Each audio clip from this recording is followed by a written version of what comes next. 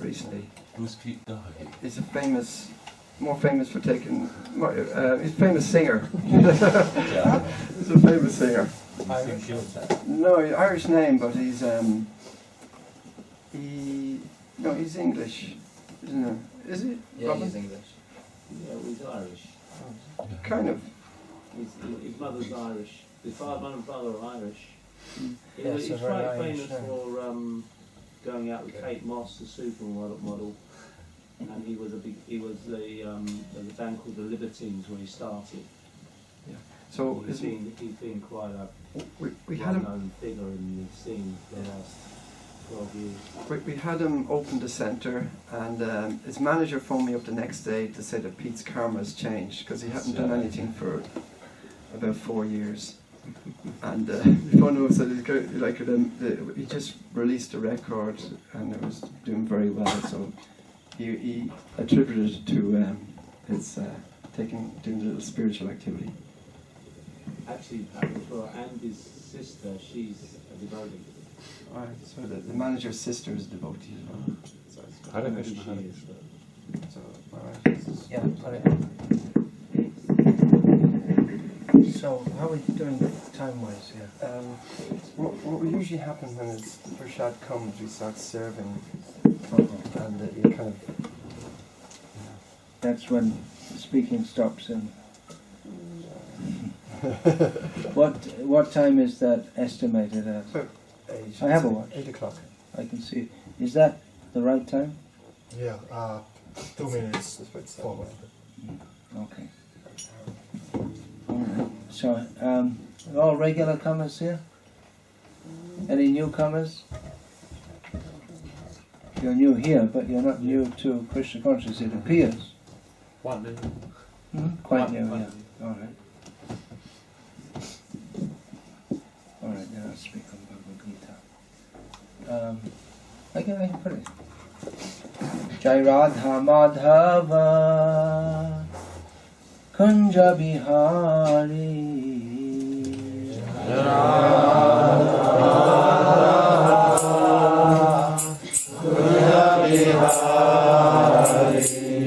Jaya Radha Madhava Kunja Bihari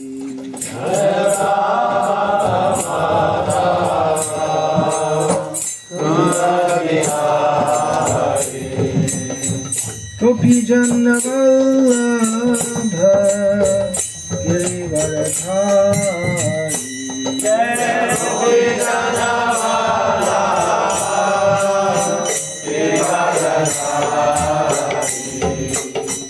Gopi Janna Vallabha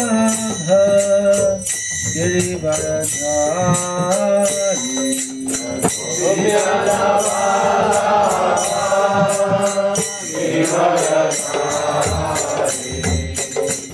Yashodananda Vraja Janaranda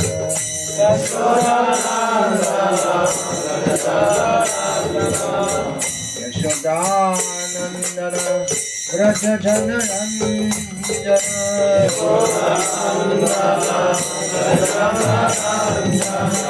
Yamunati Jaya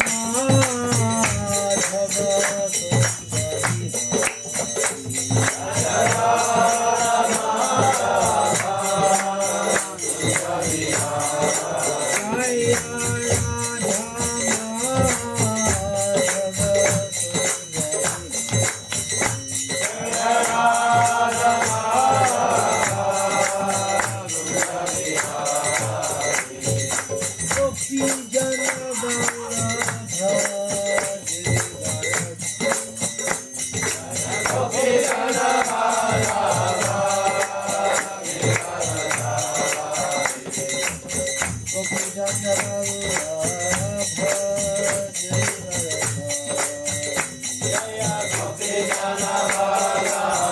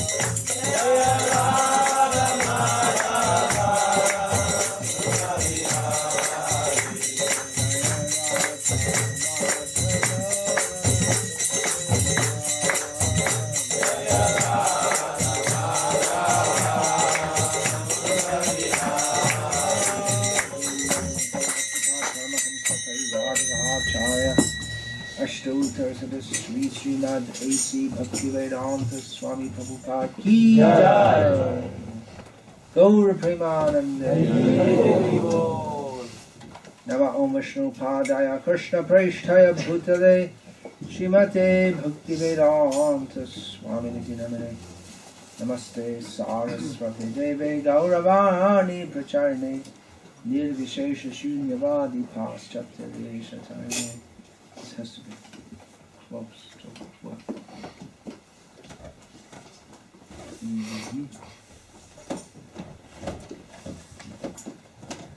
Om Namo Bhagavate Vasudevaya. Om Namo Bhagavate Vasudevaya.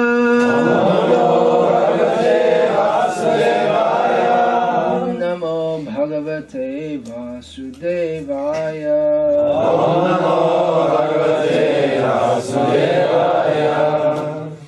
Bhagavad Gita, as it is, translation and commentary by His Divine Grace A.C. Bhaktivedanta Swami Prabhupada, Chapter 9, Text 12.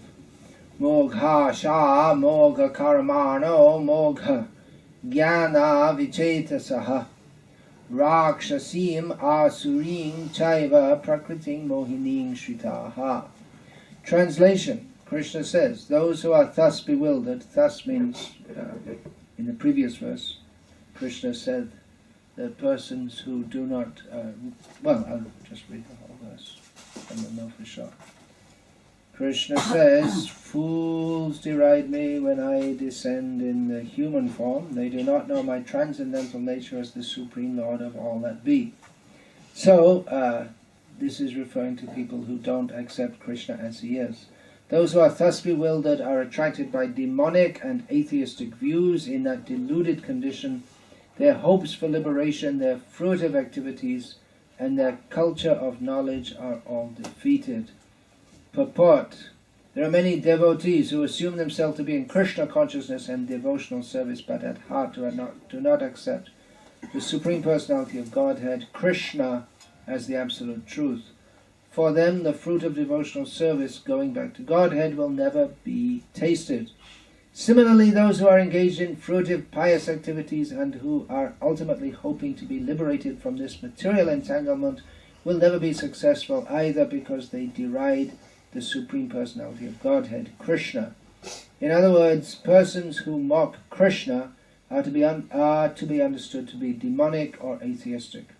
As described in the 7th chapter of Bhagavad Gita, such demonic miscreants never surrender to Krishna. Therefore, their mental speculations to arrive at the absolute truth bring them to the false conclusion that the ordinary living entity and Krishna are one and the same. With such a false conviction, they think that the body of any human being is now simply covered by material nature, and that as soon as one is liberated from this material body, there is no difference between God and himself. This attempt to become one with Krishna will be baffled because of delusion. Such atheistic and demoniac cultivation of spiritual knowledge is always futile. That is the indication of this verse. For such persons, cultivation of the knowledge in the Vedic literature, like the Vedanta Sutra and the Upanishads, is always baffled. It is a great offense, therefore, to consider Krishna, the Supreme Personality of Godhead, to be an ordinary man. Those who do so are certainly deluded because they cannot understand the eternal form of Krishna. The Brihad Vishnu Smriti clearly states, Yo veti bhotikam deham krishnasya paramatmanaha sasarvasmad bahiskarya shrota smarta vidhanataha mukham tasyavalokapi satchelam snanamacharet. One who considers the body of Krishna to be material should be driven out from all rituals and activities of the Shruti and the Smriti, and if one by chance sees his face, one should at once take bath in the Ganges to rid himself of infection. End of the translation. Continuing with the purport. People jeer at Krishna because they are envious of the Supreme Personality of Godhead. Their destiny is certainly to take birth after birth in the species of atheistic and demoniac life. Perpetually their real knowledge will remain under delusion, and gradually they will regress to the darkest region of creation. Moghasha mogha karmano mogha jnana vicheta saha rakshasim asuring chaiva prakriti mohinim shritaha. Those who are thus bewildered are attracted by demonic and atheistic views. In that deluded condition, their hopes for liberation, their fruitive activities, and their culture of knowledge are all defeated.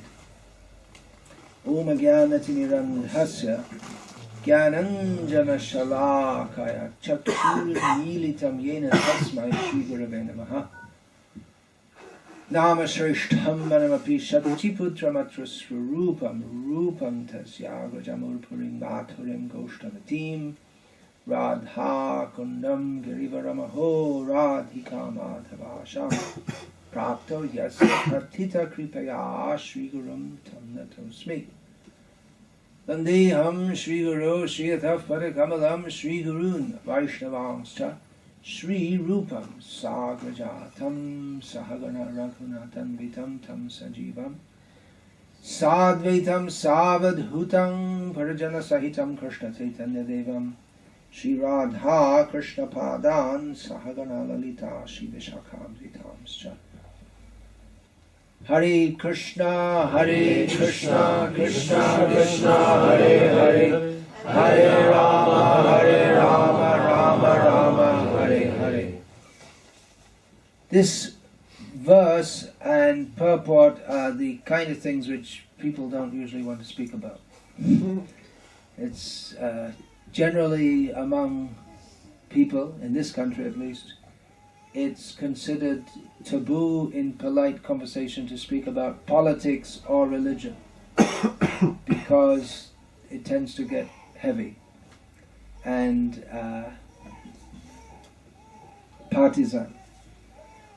So there's certainly some very heavy statements here. Krishna himself is saying that people who do not accept him are bewildered.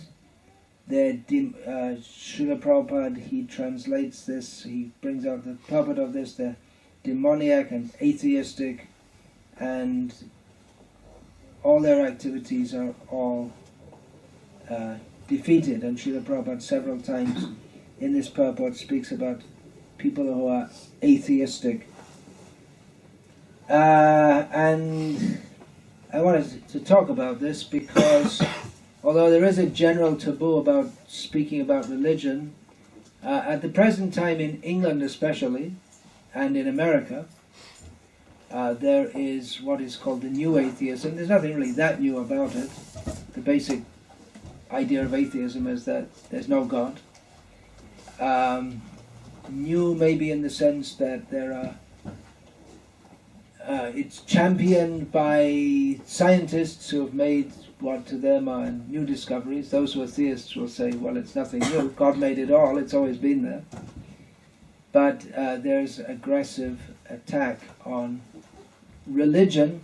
Now, in this verse, Krishna says that those who are atheistic, they're completely defeated, and Srila Prabhupada, he uses the term demonic, which is a very strong term. In English, when we hear the word demonic, we think, generally people think of something satanic or something out of a horror movie. It's not a word that gets used ordinarily much in English speech as far as I know, because I haven't lived in this country for 30 plus years, but the word demon and demoniac outside of devotees' vocabulary is not used much unless you're really into horror movies. But the idea anyway is clear that persons who are atheistic, they are bad people. But what's going on now, a major attack of the atheists, because the new atheism, they're not just sitting at home and being atheistic, but they are actively propagating evangelically, it's said in an ironic way, they're evangelically promoting atheism, that the world would be a lot better without religion, as John Lennon imagined, and no religion too. Imagine a world in which there's no religion. That was one of his ideas of how the world would be utopian. And no religion too. All heard of John Lennon? Yeah, I still heard of him. And maybe in 1 or 2 generations he'll be forgotten. Maybe in some encyclopedia, like few people will know of him. So they're making the accusation that actually so many problems are caused by religion.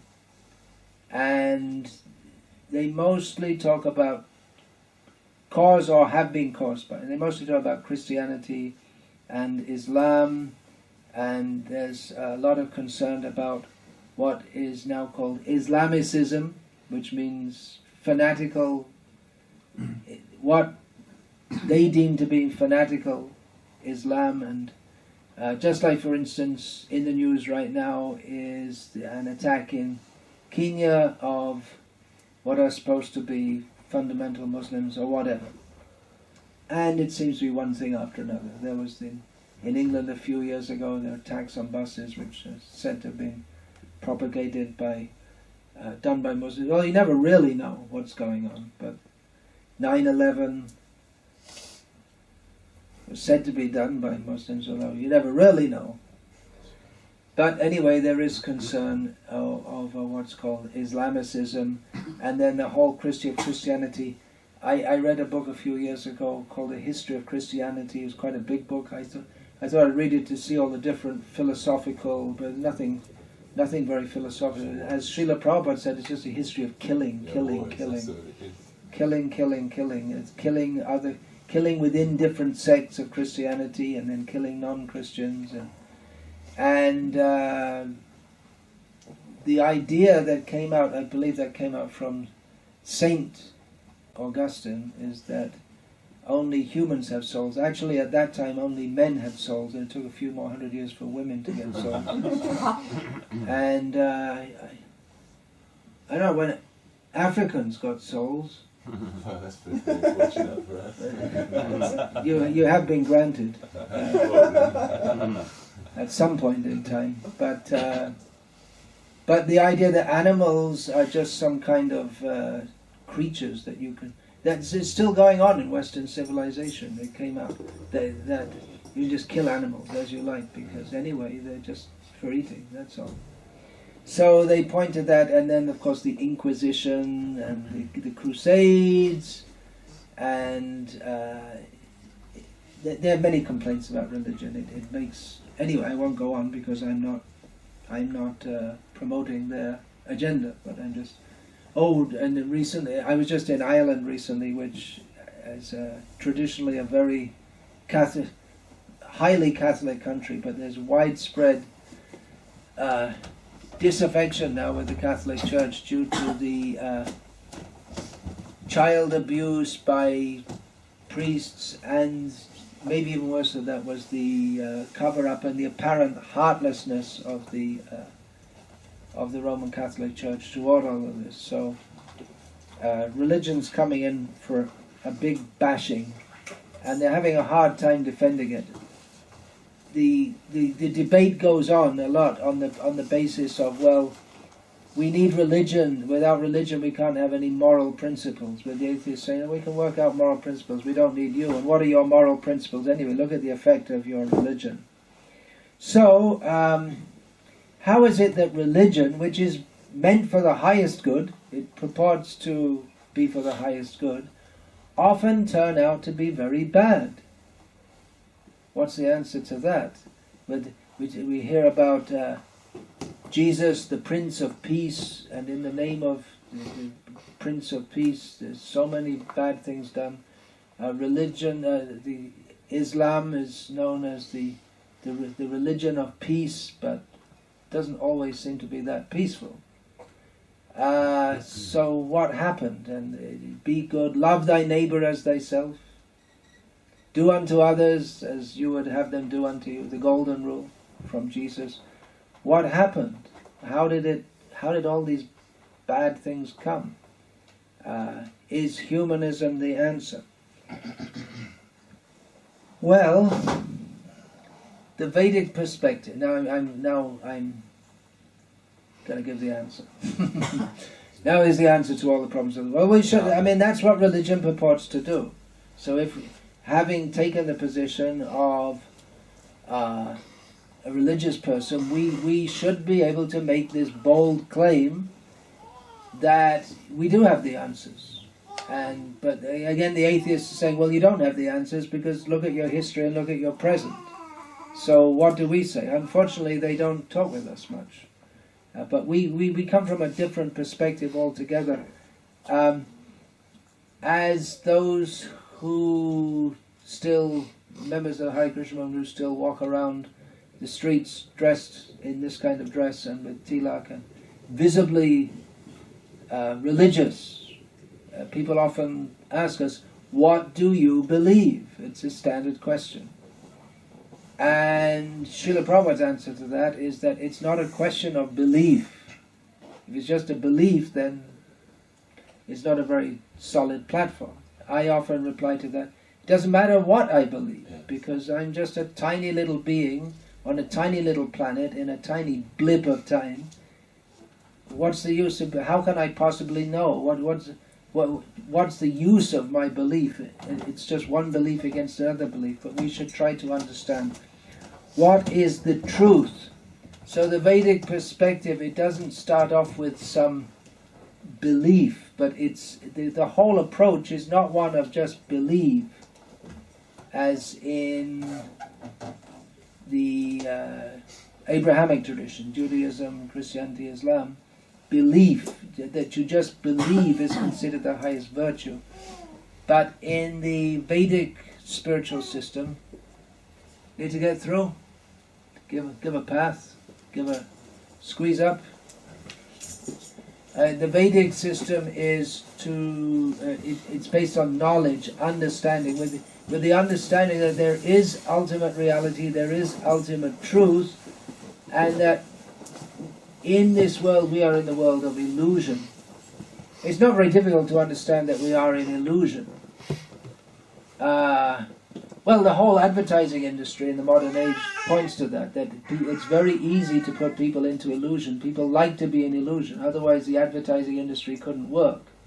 No one would ever buy a Coca-Cola if it wasn't advertised. But they sell how many billions of Coca-Cola a year? I don't know. You don't really need to know. But they sell it all on the basis of selling some illusion that by drinking Coca-Cola somehow your life will be better. Which clearly it's not. But anyway, how could cigarettes be so popular when it just does not? Just this image that's sold. If you smoke this cigarette, then you become cool or hot, I would think. But it's just sold on some image. There's nothing good about a cigarette. Of course, when you become addicted to it, then you think it's good, but there's no reason to become addicted to it in the first place. So, actually, we like to be an illusion.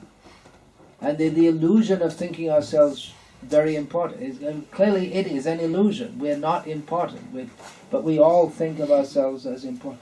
And there's so many illusions. We think that we will be happy, for instance, by having lots of sex, but it doesn't happen. We're always hoping for happiness, which doesn't come. So we are in illusion, but beyond this is, of course, I'm just going quickly through the process of spiritual understanding, which Krishna says in Bhagavad Gita, it might take many, many lives to understand all of this. So this is a speed course in Vedic knowledge. So, beyond illusion is reality. This is the Vedic perspective. We're not starting off with belief. Just you have to believe that Jesus died on the cross for our sins, and you will be saved. Which Jesus himself, as far as we know, from if we accept what's in the Bible as what he actually said, then he didn't even say that himself. So instead of just believing something, we should try to understand what is the nature of reality. Who am I actually? Why are we suffering in this world? We all want happiness. Where is eternal, full happiness? That is the Vedic question. So it's a completely different approach seeking the truth. And in Bhagavad Gita, Krishna also says, Manushanam sahasreshu kasid yatiti siddhya. Out of many thousands of people, only one will be seriously interested to pursue the truth, to really find out the truth. Because it's a lot easier not to. It's a lot easier just to go along with everyone else and float along through your life to find out the truth. Where are you going to start? How do you find out? To find the truth, it means we're going to have to remove ourselves or become detached from all that is illusory. But we're addicted to that. Like people are addicted to cigarettes. People are addicted. What is that illusion? The illusion of pleasure through the senses.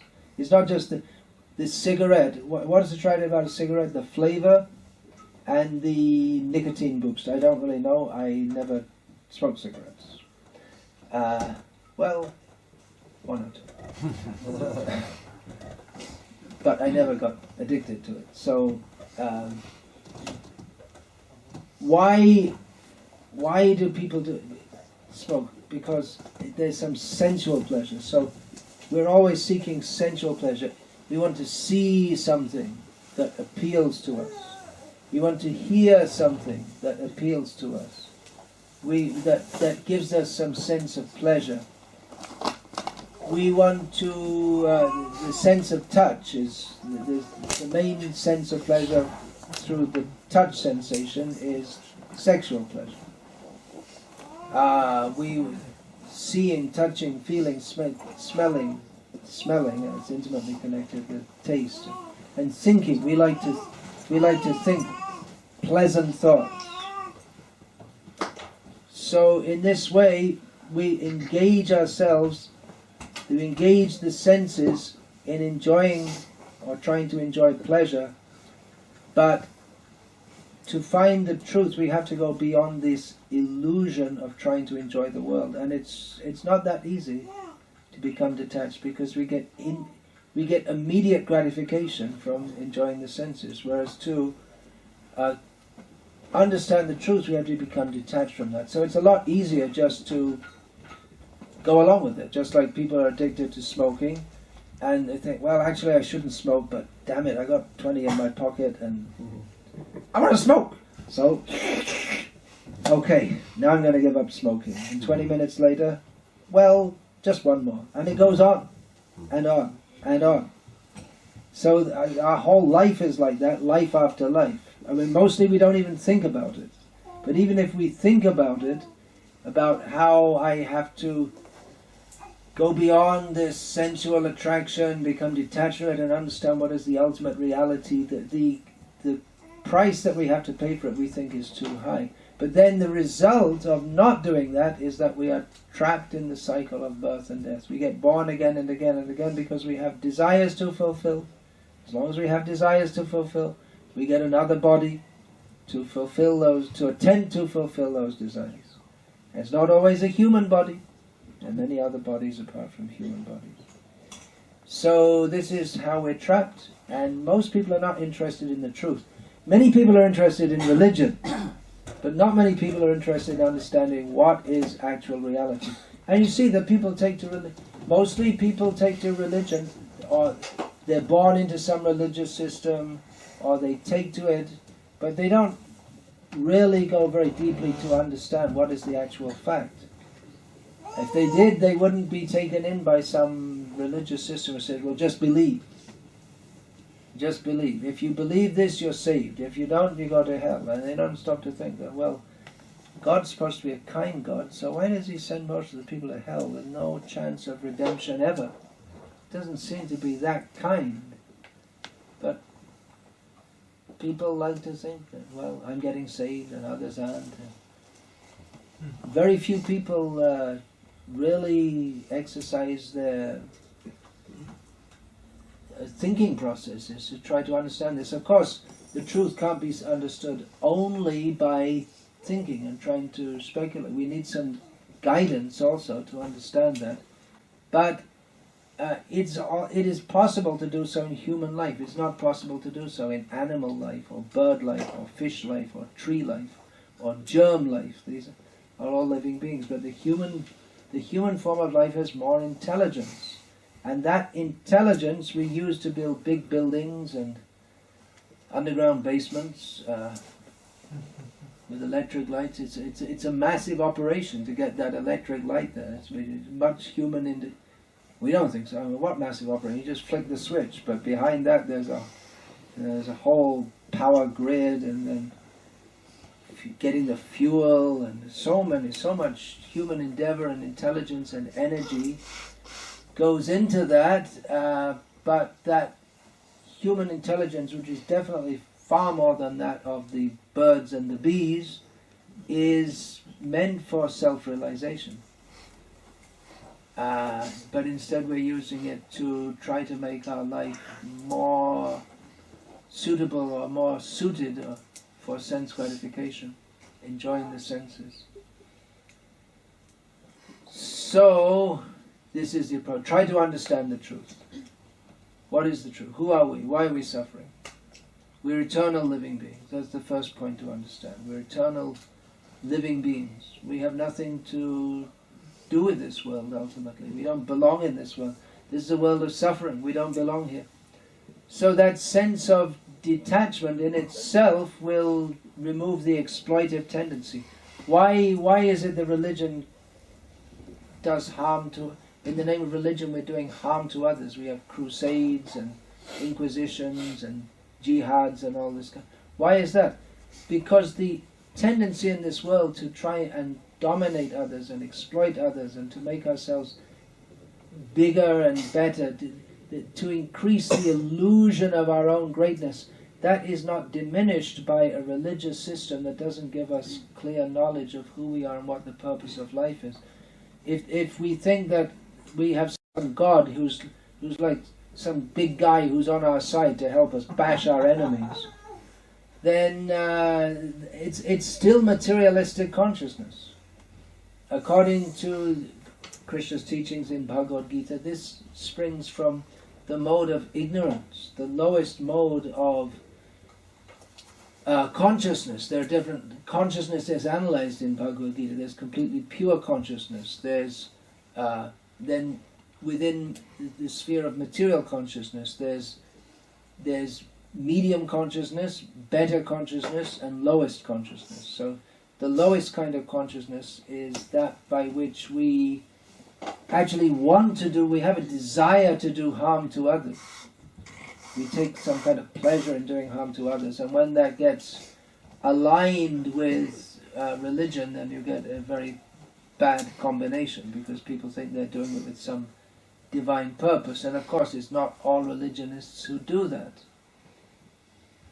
But it can be used. This simplistic kind of religiosity can be used to motivate people with the idea that, well, if you do this, if you go and kill someone, then God will be happy with you, and it's good for you. You'll die and then you'll go to heaven. So it's all these ideas are based on ignorance of actually who we are and who is God. So what is the solution? The solution is to clearly understand, to have knowledge, and that's what the humanists and atheists say. There's no God. You just if you understand this, then the problems will be solved. But the problem isn't solved. They are right in as much as they say there's no God. If that's what you believe to be God, and that's what you believe to be religion, they're right that is wrong. But then their idea is that it's just like saying, well, if there's a disease, I know how to stop this disease. I just kill the person, and there won't be disease anymore. But it's not the solution. The solution is to come to the healthy position. So, just denying the existence of any spiritual platform, well, those who are grossly materialistic, it may seem to them like that, and especially in this modern society where it seems we've got everything under control. We've got water supply, electricity supply. We have the tube and the bus service and the low emission zone and David Cameron, and everything's under control. It may appear like that, but we're not in control. Just see in Japan, such an organized country, very disciplined, everyone working hard, powerful economy, everything under control. Then tsunami and disaster. And not only disaster for them, but it's spreading. Every moment the radioactivity is seeping out into the Pacific Ocean. And must be over here too, some of it. So this illusion that we've got everything under control may tend to make us atheistic, but we're not in control. There is a supreme controller. The Vedic literature gives us knowledge of that. Now, any knowledge may be misused, that's a fact. And especially in this Kali Yuga, which is the age of quarrel and hypocrisy.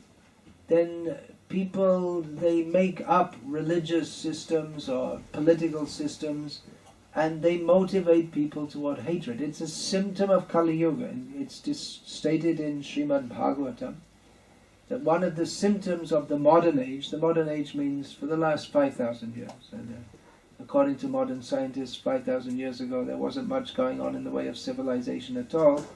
And in Srimad Bhagavatam states, well, there was, but that's when there was civilization, that's when it all started to run down. So, Vrita Hingsa, that is a symptom of Kali Yuga. Meaningless violence. Violence that's sometimes required. Just like if someone has an abscess, then it's required to lance it. That's one kind of violence, cutting the body, and all pus comes out.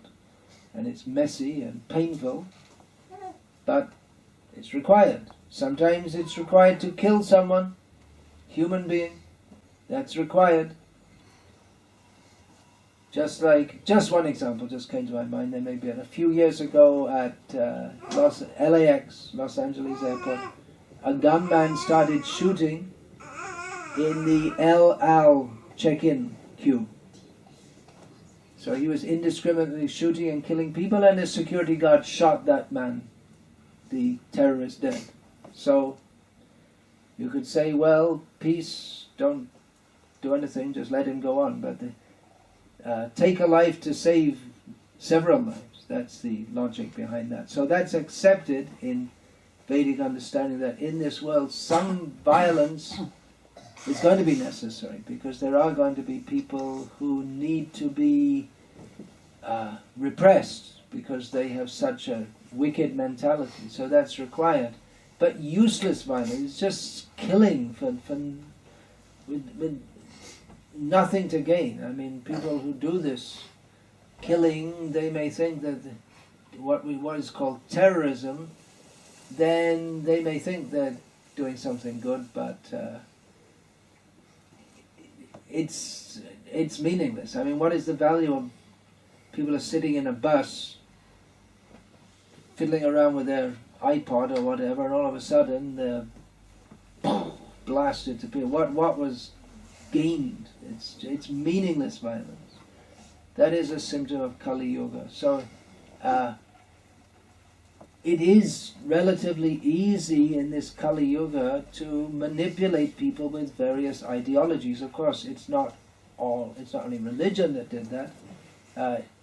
Hitler's ideology wasn't overtly religious. I mean, they said that he was a Roman Catholic, but he didn't do it in the name of Catholicism. He did it in the name of Mein Kampf, meism. It's Nazism. So it's not only religion that is used for. It can be used to motivate people in a good way or a bad way. It's highly motivational, but it's not that if we obliterate religion from the face of the earth, that all of a sudden we'll go to the Garden of Eden. Whoops, but if there's religion, then we don't believe in any Garden of Eden. Okay, utopia. No religion too. But one thing we could do, religion or no religion, to make the world a lot better is to stop killing all the animals. I mean, there's a lot of suffering. They suffer. You want to stop suffering, then stop the Holocaust, the daily Holocaust of animals. Who's talking about that? The atheists are debating with the theists, and at the end they all sit down and have a roast steak. And they don't think. They're both thinking how to make the world better, but they're thinking how to make it better for the animals. They also suffer, but they don't even think about that.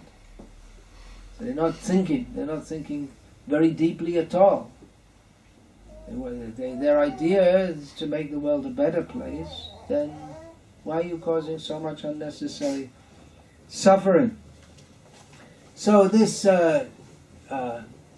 what kind of religion is required so that people don't misuse that religion for selfish purposes? Mostly religion is selfish. You do this, you join this sect, and then you'll be one of the chosen, and everyone else will go to hell, or you'll get a better life in this world and the next.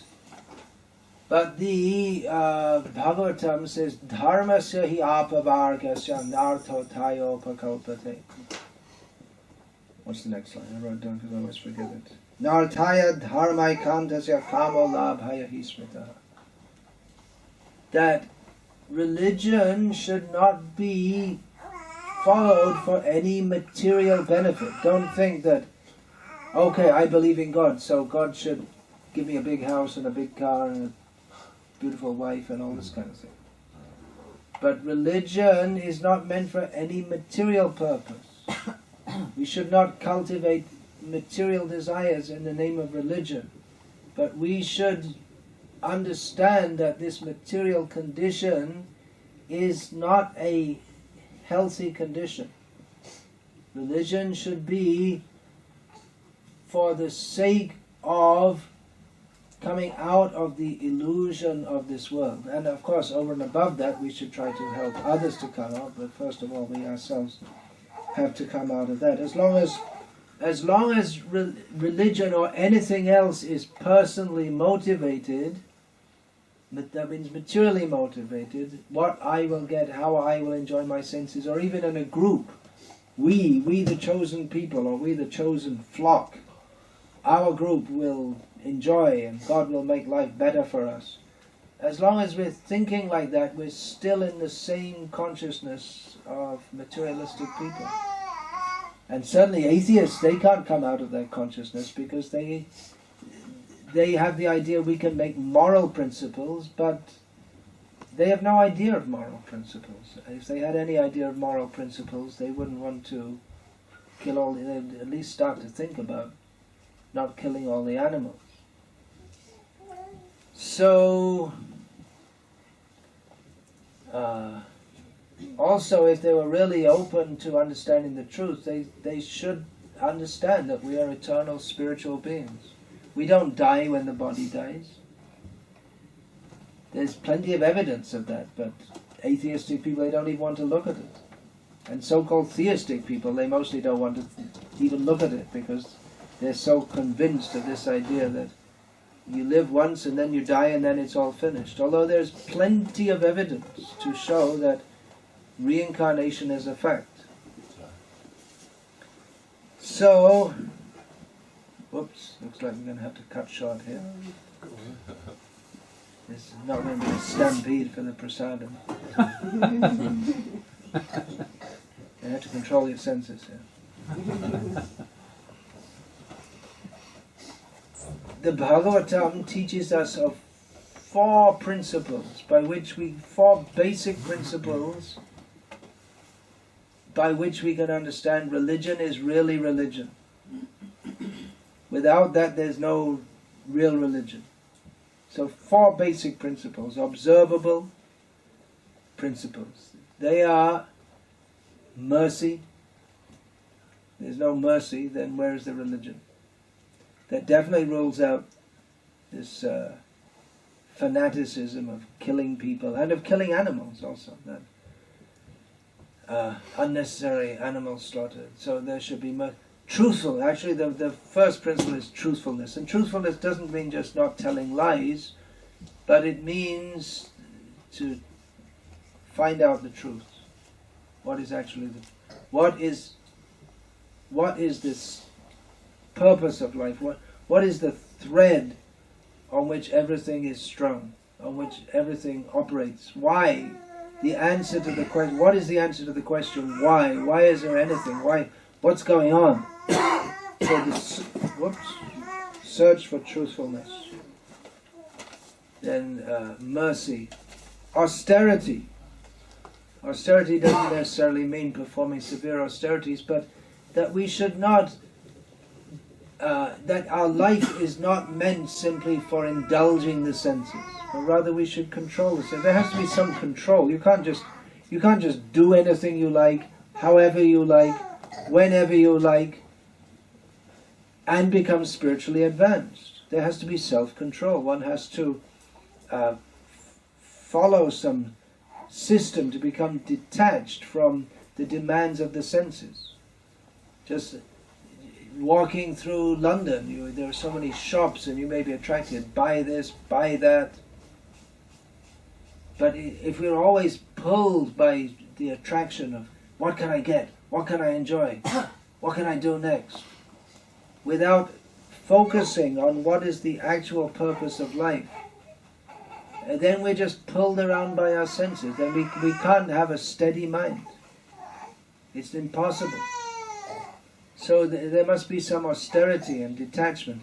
And there must be cleanliness. If there's no cleanliness, then we come to the lowest mode of nature, tamagun, ignorance.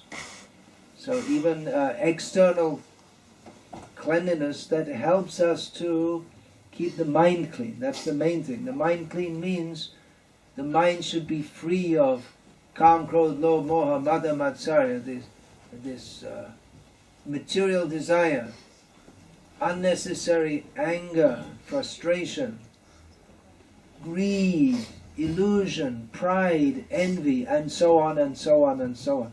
There can't be any spiritual advancement if we have all these bad qualities. So external cleanliness is required, and internal cleanliness, cleanliness of the mind. And that, for that we have to follow some system of purification. It's not just a matter of believe in God. Real religion is a lot more than that. There's purification of consciousness, which is effected best in this Kali Yuga, purification of consciousness by chanting the names of Krishna. Okay, what comes next? Hare Krishna, Hare Krishna, Krishna Krishna, Hare Hare, Hare Rama, Hare Rama, Rama Rama, Hare Hare. Okay, I guess that's it. Now it's time for prasadam. But important point to note also, we shouldn't also think that, okay, we're in Krishna consciousness, we got it all right, and we're the best, but if we're not dedicated to truth and purification, if we take Krishna consciousness to be just some kind of religion, then we'll have the same problems that the atheists accuse the religions of.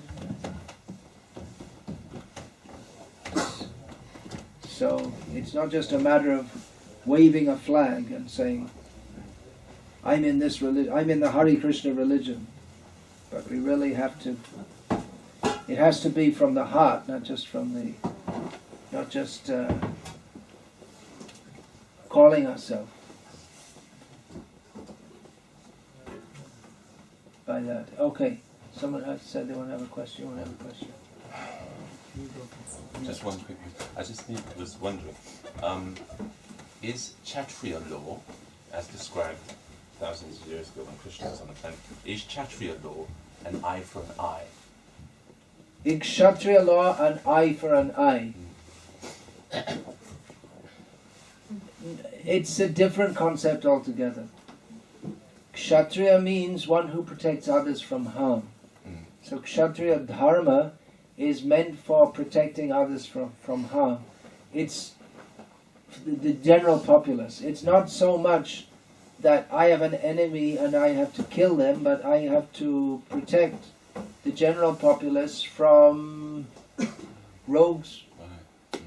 So it's a different. In pure Kshatriya dharma, one will fight and even kill others who are causing severe pain to others.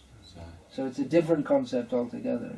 Just like when the drunkards An eye for an eye, presumably that's the Jewish law. Jesus was asked about that.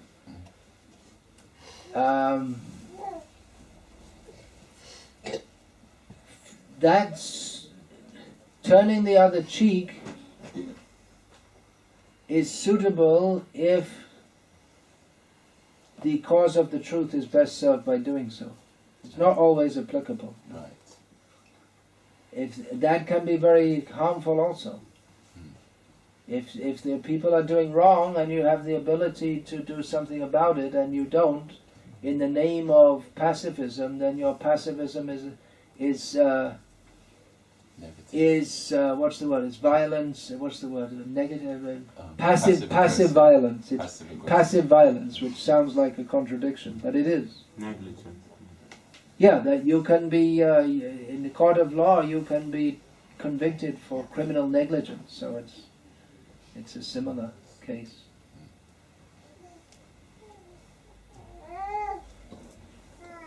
Yeah. I just wanted to ask, you know you opened up, you spoke about John Lennon's song Imagine, Yeah. Imagine No Religion. That was one of the lines. That's the only line I remember, actually. Yeah, I know about loads of things in that song. Imagine all the people living for today. There you go. I remembered another line. Yeah. Well, I was thinking about, no religion. But that's another, excuse me interrupting you, so that's another foolish idea, living for today. But a human has to plan in advance. The animals, they might live for today, but even materially, humans have to plan in advance. Just like if you're in a cold country, then or a merchant, they have to stock food in their shop. you have to plan in advance. You have to you have to sell things so you can run on your charity. You have to. So the idea of living for today, it's a nice, sounds nice, but it doesn't have much practical application. John Lennon himself never did it. He couldn't do it. How can you do that? You can't live like that. So anyway, what were you going to say? Yeah, I was just saying, imagine no religion, which I felt he probably meant because of all the troubles we've had with religion on the planet, as you mentioned. But then when we go into Bhagavad Gita at the end, Krishna says. Yeah. So could not John Lennon or some level been in tune with that? Yeah. I mean, Prabhupada had been to Tittenhurst and John Lennon had shown some interesting Yeah. and also had written All You Need Is Love, which I think was a very good song to hear out there. And All you need is love. yeah, But first we should know what love is. sure. I mean, if we say all It's we not bad need thing is to say. make love, not war, just to, if love is equated with sex, but real love begins when we know who we are. And it's not body to body, it's soul to soul. And plus in the Bhagavad Gita, that word isn't religion, it's the English word is religion, the Sanskrit word is something completely different. Well, Krishna says, Sarvadhaman Parityaja, but then he said, give up all religions and surrender to me. So that's the ultimate religion. I mean, that would be, that could be qualified by saying, give up all false ideas of religion and surrender to me. Because Krishna says, earlier in Gita, I come to establish dharma. So the real dharma means to surrender to Krishna. That's the ultimate So maybe instruction. John Lennon, when he wrote that, probably wasn't. Okay, I'm sorry. I didn't want to hurt your No, I'm feelings. just I didn't know saying- you're a great fan of John I'm just Lennon. saying when But, John Lennon wrote that, yeah, he probably was writing it just for people in general. He wasn't sort of, he's dressing it up a little bit for people. maybe, I don't know. I never did a psychological assessment of John Lennon that deeply. But John Lennon was generally a good man. Do you know what I mean? There's far worse people than John Lennon. That's what I killed him. Yeah. The sentiments are quite good in those songs, all that songs. Sentiments, yeah, nice. It's a nice idea that we can all live together peacefully, but we have to, this is the point, we have to know how to do so. Yeah. Both theists and atheists, they're all arguing about how we can make the world a better place, Chant Hare Krishna. but they don't really know how to. And one thing we can understand is that however much we try to make the world a good place, it's not really meant to be a good place anyway. It's a world of birth, death, old age and disease. So definitely if we become Krishna conscious and non-exploitive, and many people become like that, then the world will be a better place. But the endeavor to that this world will be a utopian, it's utopia. Because this is a world of death. This is a world of suffering. And however much we try to make it nice, then we have to suffer old age, disease and death. So the real thing is to understand that we don't belong in this world. We belong in the spiritual world where there is no death, there is no disease, there is no old age. There's singing and dancing with Krishna and stealing Krishna's prasadam and all this kind of... And there's real love. That is the land of real love. So this world would be a better place if love of Krishna is widespread, but the very nature of this place is that it's something like prisoners have been moved around from prison to prison, and they say, well, that prison was really good, you know, they had scented toilet paper, it's really good. And all kinds of facilities. And they beat us with golden rods instead of rusty iron rods. It was much better in that prison. It's really prestigious, getting beaten with golden rods. So I mean, the whole idea to be happy in a prison where it's not meant for happiness. It's foolish proposition actually. So John, yeah, he did some good things. He had some nice ideas. But I wouldn't consecrate him as Saint John. No, I don't think he would He might be seen like No, that. I don't think he would I either. think he spoke to a lot of people, and I think he was very real in a lot of things he said. Yeah. I don't think he Anyway, was just away with the all right, facts. okay. Saint John. Not St. John at all. He might have been Sir John if he'd lived I don't longer, think he would have taken the title. like Sir Paul. And his wife is like a, you are good to you. Anyway, I shouldn't have mentioned John Lennon. It's too sensitive. People love him too much. If we love Krishna, we'd be better off. Yeah, please, what's your comment, question, protest, or whatever? No rotten eggs, please. Tomatoes, okay, not eggs. Is the caste system fascist? Is the caste system fascist? What do you mean by the caste system? What is your understanding of the caste system? This idea that people are born in a position they cannot change it. That people are born in a position and they can't change They it. suffer, they suffer. If they're superior, they're superior. If they're white, higher than It's black. not, strictly speaking, it's not fascistic. Because fascism is a different kind of exploitation. The caste system by birth alone is not what Krishna speaks about in Bhagavad Gita. It's a system in which people have certain occupations according to their abilities, which is there in every society. Isn't it? It's not that in Britain it's not that everyone's an atomic scientist or everyone's the Prime Minister or everyone's a toilet cleaner, but people gravitate to various professions. White people in India are regarded higher than people of darker skin. Generally speaking, that's so. Generally speaking, that's so. In England also, I'm not sure. for that matter. I believe in earning respect. All right. The caste system based on exploitation by birth alone is not the original system. The original system is that people should be trained according to their ability and take up a suitable occupation. Which is it's a good idea, isn't it? Instead, just like, for instance, if someone's going to drive a taxi around London, then why send them to school for 15 years to learn all kinds of things which will never be of any use to them? But if you go to Calcutta, you have people starving but that's on the the streets. truth. You have people starving in Calcutta. Let me finish. Have you been to Calcutta? No, I just wanted Have you been to Calcutta? If you Have you been to Calcutta? I lived in Calcutta. I never saw anyone starving in the street. No, people have told me this. I have lived there, sir. I've travelled all over Calcutta. I've never seen anyone starving in the street. I spent 8 years living in Bangladesh. I never saw anyone starving. Okay. People are starving. I've seen people begging in England. It's just propaganda that everything in India is. If there's a riot in India, it's reported in the Western press as if, oh, it's India, what can you expect? If there's a riot in England, oh, we're so civilized. Don't believe all the propaganda. Someone told me recently, not so recently, that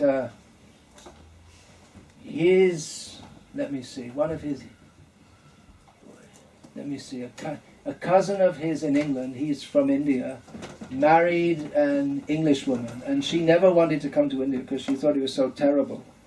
And she refused. And then after many, many years, she came to a marriage, and she saw how all the people are living in that family much better than she lived in England, and she cried, and she was so surprised that they have such nice clothes, nice food, nice ornaments, which you're not even allowed to wear in England. You're not allowed to have gold ornaments in England.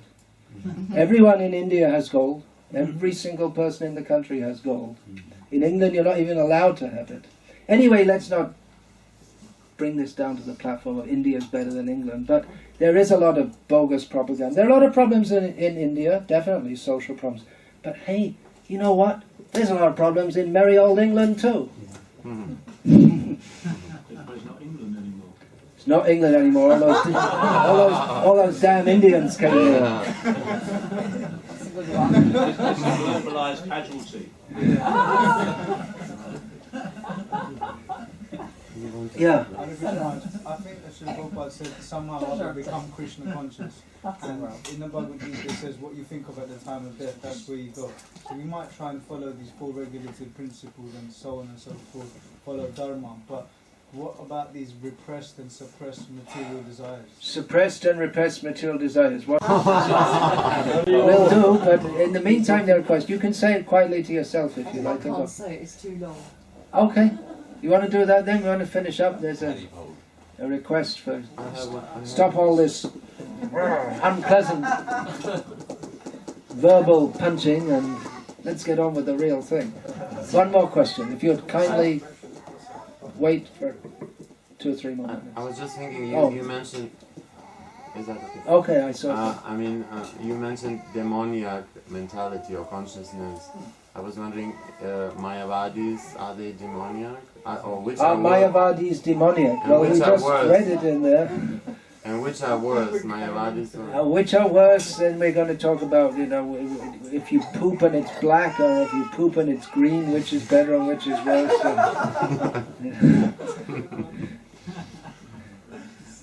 Let's think of the better. Krishna is the best. Chant Hare Krishna. What's your question, please? Please excuse me just for a minute. Yeah. Oh, my question is, Prabhupada's mission was to show people to chant the 16 holy names of God. Yeah. So why would there be any other way to chant names of God that would have any relevance? Why would there be any other names of God than the Hare Krishna mantra? Because Prabhupada's mission was to get people to chant Hare Krishna. Because not everyone will be inclined to chant Hare Krishna, they may be inclined to chant some other name. We'll definitely say that chanting Hare Krishna is best. But if people are inclined to chant some other name, they can do also. I gave the same answer that Prabhupada did when he was asked this, that you can chant other names also. So it's, yeah.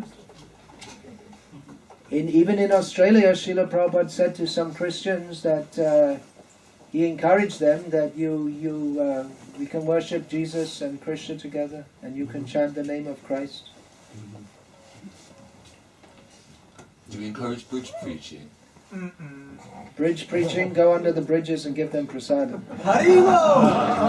Okay, now I'll accede to the request for the prasadam prayer. Yes, I agree. I really do. Alright, let's say the prasadam prayer and then we can talk about the books. Okay. Sharira Vidyaja Charendra Taika Vifale Vishaya Shagare Taramante Jivaati Lobhamai Shudurmati Take Jeta Kotin Samsare Krishna Baradayama Haribare Jiva Jai Prasad Dilo Bhai Amrita Pao Radha Krishna Gunagao Remedako Chaitanya Nitai Hare Krishna Hare Krishna Krishna Krishna Hare Hare Hare Rama Rama Rama Hare Hare. Alright, please take prasad. Jai. His Holiness Bhakti Vikasa Maharaj ki Jai. Now Srila Prabhupada was instructed by Guru Maharaj Bhakti Siddhanta Saraswati that if you get money, then print books, write books and print books. So all over the world ISKCON sannyasi doing the same thing. They write books, so many